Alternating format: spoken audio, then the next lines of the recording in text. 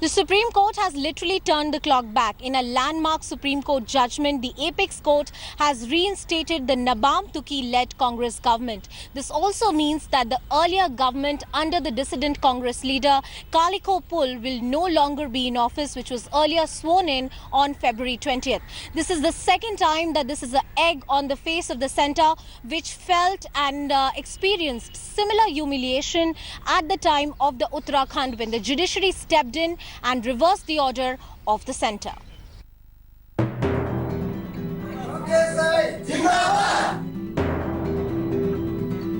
Supreme Court has turned back the clock in Arunachal Pradesh. 2 months after reconquering Uttarakhand, Congress has clinched another legal battle with its government restored in Arunachal Pradesh, with the Apex Court terming the governor's decisions to dismiss the government as illegal and unconstitutional. While the unprecedented verdict left the BJP red-faced, Congress hailed the Supreme Court's order as victory for democracy. Supreme Court order has protected the democracy in the country, and therefore democracy is win in this country. We are grateful to that. At least the law of the land has been protected. What this has shown is that the machinations of a government will not succeed once the court is convinced that behind this was a game plan to destabilize a constitutionally elected government. और इस फैसले से ऐसा प्रतीत होता है कि जिसके पास बहुमत है वो तो विपक्ष में बैठेगा और जो बहुमत खो चुका है वो सरकार में बैठेगा। तो ये बहुत विचित्र फैसला है, इसलिए इसका अध्ययन भी किया जा रहा है। This comes as a big boost for the Congress party. Now it has the moral high ground after winning 2 states back to back. Despite facing Supreme Court rap, an ousted Arunachal CM Kaliko Pul continues to remain defiant. ये government जो है number से चलता है, तो ये फिर हम लोग मेजॉरिटी है तो हम लोग उसको हाउस में प्रूव करेंगे, सरकार को कोई प्रॉब्लम नहीं होगा. The legal battle may be over, but now a floor test awaits Congress government in Arunachal. And to clinch victory, a divided Congress would need the backing of rebel MLAs, 20 in number, who had switched sides last December to support dissident Congress leader Kaliko Pul. In the year 2014, Congress had 42 MLAs out of 60 MLAs in the entire Arunachal Pradesh Legislative Assembly. That was a clear 2/3 majority. But in December last year, 20 rebel MLAs parted ways. And with this, the Congress party ran into minority. Now, the party will have to go for a new floor test and will be requiring a minimum of 20 rebel MLAs in their party to prove their majority and the strength too. If the governor's action was in the eye of the court illegal, the subsequent action also of imposition of president's rule based on the governor's rule was also declared unconstitutional. So that only shows the independence of our judiciary. With the Apex Court quashing governor's decision to hold a special assembly session, the verdict is likely to set off another round of confrontation between judiciary and the executive. Bureau Report, India Today.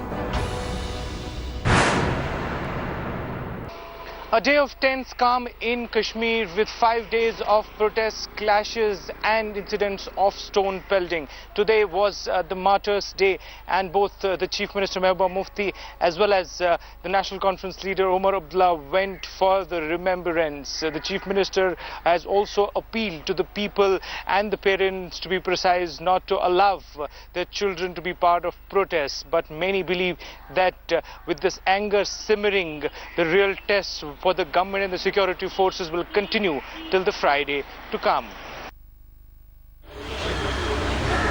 After days of violence, Kashmir remained relatively peaceful on Wednesday.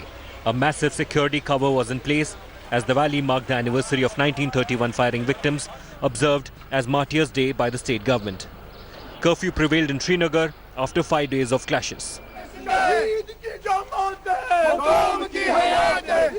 Separatist leader Syed Ali Shah Gilani was also detained.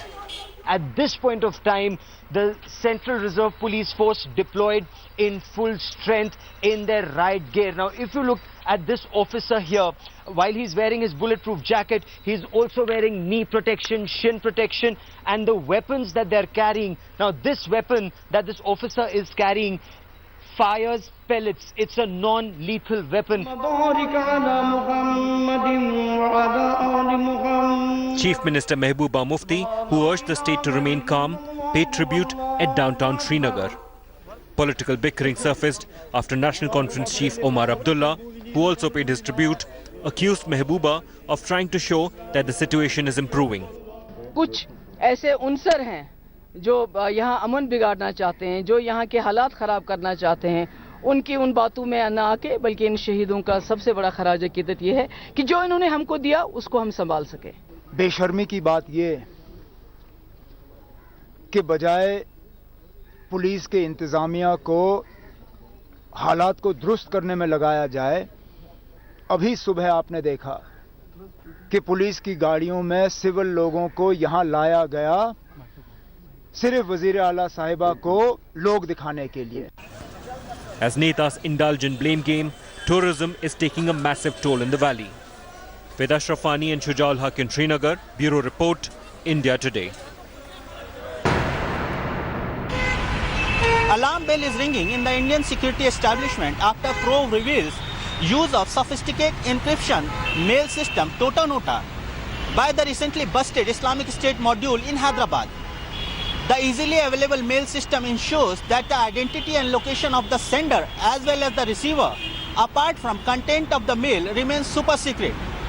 The Hyderabad module was using this tool to communicate with their Syria-based handler.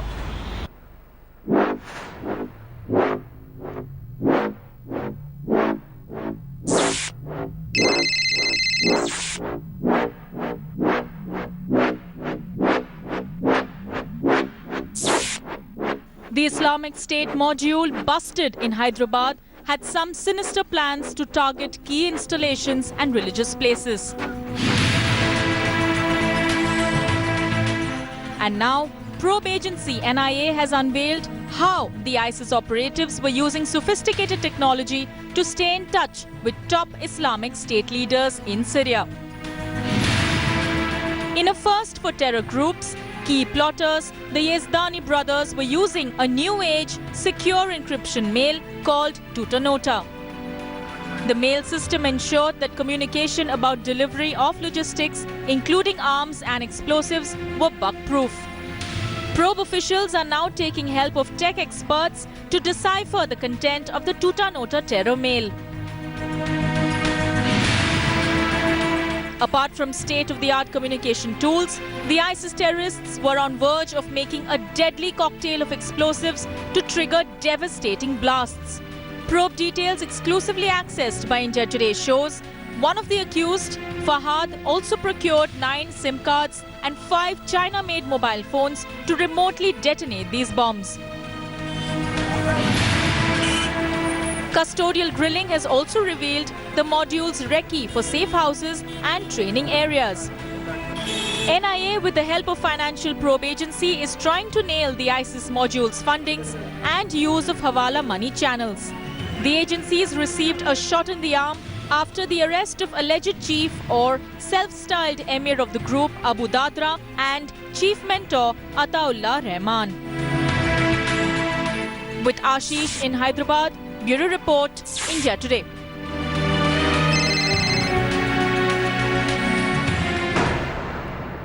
It's the big revival plan of the Congress party for Uttar Pradesh. Newly appointed state chief Raj Babbar met Sonia, Rahul and most interestingly Priyanka Gandhi. Remember, the Congress party is thinking of making Priyanka Gandhi the campaign face of the Congress in Uttar Pradesh Assembly elections. While there's no formal word from the party, but the meeting between Priyanka Gandhi and Raj Babbar has led the speculation soaring. The Congress going all out to recover its lost ground in Uttar Pradesh. The elevation of caste-neutral Raj Babbar, a famous yesteryear actor, as the state unit chief is being seen as the first step. The first of a series of moves which may lead to appointment of Priyanka Gandhi as the face of the party in Uttar Pradesh. A Punjabi by origin, Raj Babbar's appointment will prevent heartburn in the rival Congress camps in UP. एक ऊर्जा वाली बात है कि राहुल जी ने मुझ पर भरोसा किया, मैडम ने मुझ पर भरोसा किया और मुझे इतनी बड़ी जिम्मेदारी के लिए उत्तर प्रदेश में भेजने का काम किया है। जो उत्तर प्रदेश जो लूट तंत्र और उन्माद की राजनीति से जो त्रस्त है उसका मुकाबला करेगी। Significantly, a day after his elevation, the actor turned politician started off with meetings with Sonia, Rahul and crucially Priyanka Gandhi. The Congress has so far been tight-lipped about formally roping in Priyanka, so far confined to the family borough of Amethi and Rai Bareli. India Today has learnt that Raj Babbar's appointment was a result of a veto by Rahul Gandhi. To balance the caste and community equations, the party appointed 4 vice presidents, including Imran Masood, accused of delivering hate speech. Rivals, however, dismissed the grand old party's revival plans. Congress की ये जो पहल है, जो जहरीले लोगों को कांग्रेस ने आगे रखकर चुनाव लड़ने की जो रणनीति बनाई है, इसमें उत्तर प्रदेश के लोगों के खिलाफ कांग्रेस षड्यंत्र कर रही है। अब ये सब लोग भूखे हुए कारतूस हैं, डरे हुए The new Congress team in Uttar Pradesh will now have an uphill task to lead the party in slogovers and recover the lost ground. Bureau Report, India Today.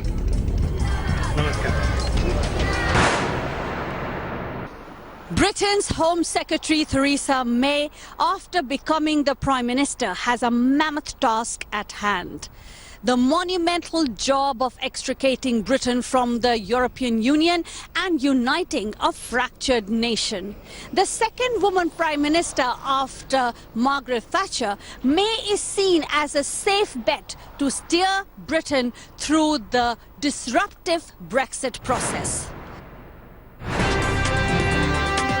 UK's second woman Prime Minister after Iron Lady Margaret Thatcher. The woman who is set to lead UK as the country stands in its most crucial crossroads. Her Conservative Party chose May as David Cameron's successor. Brexit means Brexit, and we're going to make a success of it. Vision of a country that works not for the privileged few, but that works for every one of us. A key voice in the state camp, May will now have her task cut out to make the exit of the UK from the European Union a success while keeping her country united. David Cameron attended his last PM's question session in the House of Commons. I'm also delighted that Theresa May will be the next Prime Minister. She is strong, she is competent, she's more than able to provide the leadership that our country is going to need in the years ahead, and she will have my full support. After Cameron's resignation, Theresa May is expected to go to the Buckingham Palace, staking claim for the Prime Minister's post. 59-year-old May, who was the Home Secretary, was the only remaining candidate in the Conservative leadership after Andrea Leadsome's withdrew on Monday. After her oath, May is expected to name her new team, which is likely to be dominated by prominent women lawmakers and voices. David Cameron, who's been the Prime Minister since 2010, announced he would step down after losing the EU referendum in June. And now UK is looking at the last woman standing to clear the big Brexit mess. Will Theresa May prove to be another Iron Lady for the country? With Lavina Tandon in London, Bureau Report, India Today. Having grown up in the media glare for the last 20 years, Sania Mirza is now out with a tell-all autobiography. Ace Against Odds charts her story and hardships both on and off the court, and also traces her journey to become the world #1 in women's doubles tennis. You've actually for the first time opened about that chapter of your life, not just how you guys met without revealing too much about the book, but also everything that happened in the run-up, the madness, the media glare, how you handled everything and yet managed to have the fun that goes with a wedding. Yeah, I mean, I am in general quite a private person. You know, I don't have many close friends either. Like, I have just 3 or 4 who I share things with and who've been around me all my life since, you know, they've seen me struggle, they've been with me through the tough days, and they're with me even today. So in general, I'm a very private person. So I have to tell you, it took a lot out of me to come out with that chapter, to be very honest, because it doesn't come very naturally to me to speak about my personal stuff. So yeah, it's just who I am. I am a talkative person. I'm an extrovert in a lot of things, but when it comes to my things that matter to me the most, I'm very quiet about them. And you know, if you notice, I'm never on social media speaking about personal things. I'd never do that. I just don't feel that I don't feel comfortable. So for me to do that, I felt the same way, like I said, that everyone deserves to know the truth, about everything. That is also a big part of my life, obviously, Because and there a have big been truth of my life. conceptions while things were happening. Yeah, even though I've not gone into too much detail about it, because I just, I am, you know me well, I am a believer in trying to look forward and looking at the positives most of the time, but I'm also quite practical. So, but I don't like to go on about, you know, what one had said or hadn't said, you know, and why it was misunderstood. But I have tried to put it out there of how we met, which, you know, not many people know. And you managed to keep it under wraps so well. Yeah. It was that was the toughest part for us. I mean, I have to tell you. But yeah, so it did. I have to say that chapter for me was a very difficult chapter to write because it didn't come naturally to me to put it out there. One part you do mention, of course, in detail is the London 2012 fiasco. Do you think your fellow tennis partners are going to be a little shocked by what's there? Not really, because I think that I have not said a lot different to what I had said then in 2012. I have added a few emotions that went into it, with how we went into the Olympics, which we were very ill prepared. I felt emotionally as a team, we were not greatly prepared, and when we came back with no medal, it was no surprise because our best teams hadn't been sent. How do you think Leander Pace or even your very close friend Mahesh is going to react? No, I know Mahesh, and honestly, like I said, I have very few close friends, and those are the only people that I care about. So Mahesh has actually read the book, so he's okay because we are still friends. What about Leander Pace though? Leander Pace is a... He knows what is coming as well. I don't know because he's a... I don't know if he knows if what's coming. I don't know if he's read the book. Pokemon Go, a recently released mobile game, has become a worldwide phenomenon. A game that takes you out in the open from your comfort zone. It's not yet been released in India, but the world is going crazy over it.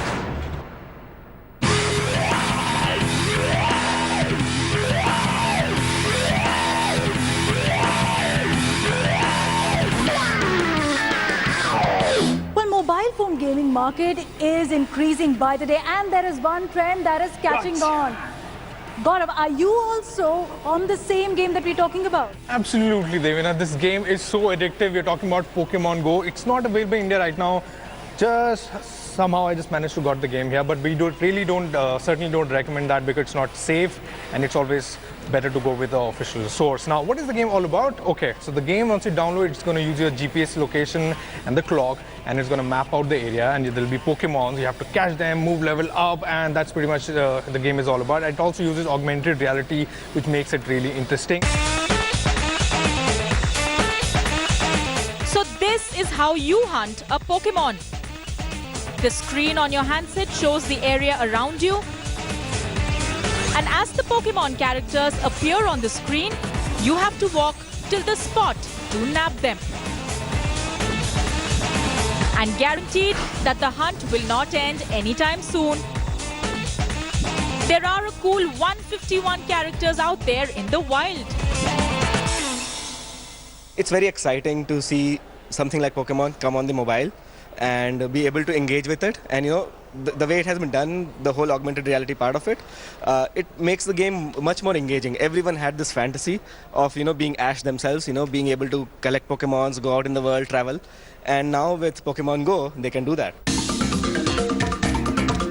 The Pokemon craze of the 90s is back with a bang. In the US, Pokemon Go daily active players have surpassed the 75 lakh mark, even beating Twitter as one of the top apps. Even the time spent by an average player is more on Pokemon Go than Facebook or Snapchat.